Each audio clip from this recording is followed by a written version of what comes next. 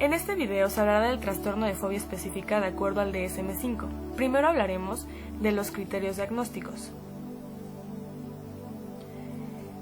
Debe demostrarse miedo o ansiedad provocado por algún objeto o situación específica, ejemplo animales o ver sangre. El objeto o situación fóbica casi siempre debe de provocar ansiedad o miedo inmediato. El objeto o situación fóbica se expresa con miedo o ansiedad intensa. El miedo o la ansiedad que provoca el objeto o situación específica es exagerado al peligro que realmente podría causar en un contexto sociocultural.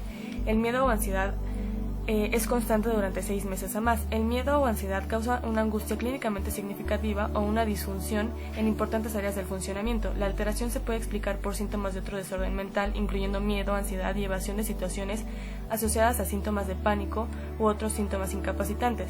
También objetos o situaciones relacionadas a obsesiones, recuerdos o eventos traumáticos, separarse de la casa o de personas apegadas. Las características diagnósticas. El miedo o la ansiedad se reducen a la presencia de alguna situación o objeto en particular. Esto es a lo que llamamos un estímulo fóbico. Las categorías de objetos o situaciones temidas es a lo que llamamos especificadores. Para dar un diagnóstico de fobia, la respuesta debe de ser diferente a lo normal. El miedo o la ansiedad deben de ser intensa o severa. Este miedo puede incrementar cuando se aproxima el objeto o situación temida. El miedo o la ansiedad funcionan como un completo o limitado síntoma de pánico. El miedo o ansiedad aparecen casi siempre que la persona tiene contacto con los estímulos fóbicos.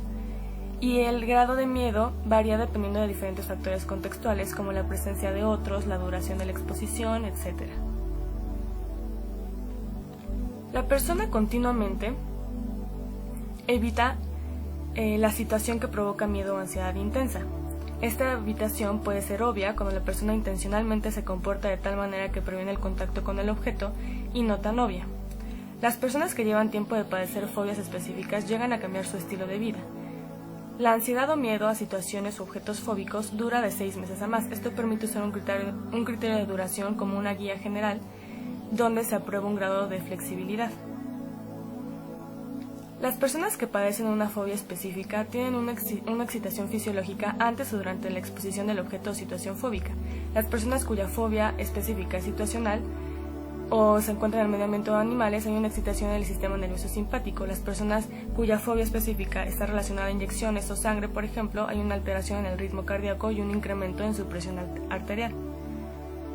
De acuerdo a la prevalencia, en Estados Unidos aproximadamente es del 7 al 9%, en Europa es similar a Estados Unidos con un 6%, y la más alta es en Asia, África y Latinoamérica. La tasa de prevalencia en niños es del 5%, la de personas entre 13 y 17 años es del 16%, y la tasa de prevalencia en personas mayores es del 3 al 5%.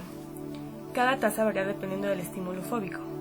La fobia específica algunas veces se desarrolla después de haber vivido algún evento traumático, viendo a otros que viven un evento traumático, un ataque de pánico inesperado, una transmisión de información, y normalmente las personas no pueden recordar la razón específica del inicio de su fobia.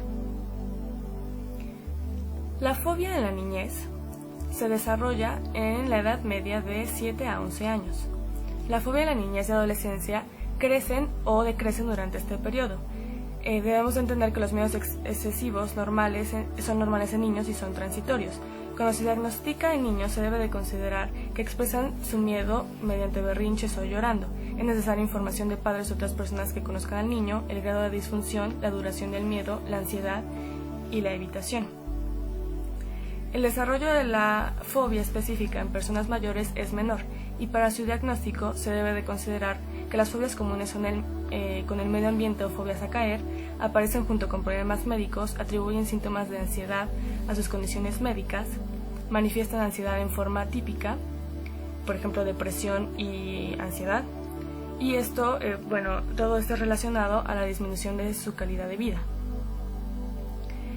De acuerdo a los diagnósticos diferenciales, se diagnostica una fobia específica situacional cuando una persona le teme a una sola situación de agorafobia, como por ejemplo aviones y un tren.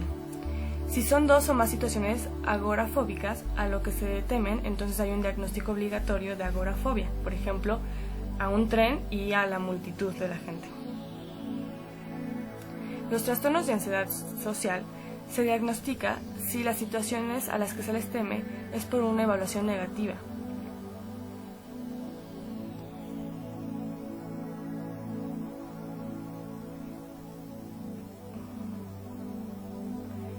El trastorno por separación se diagnostica si a las situaciones a las que se les teme es a causa de una separación de alguna persona que era importante en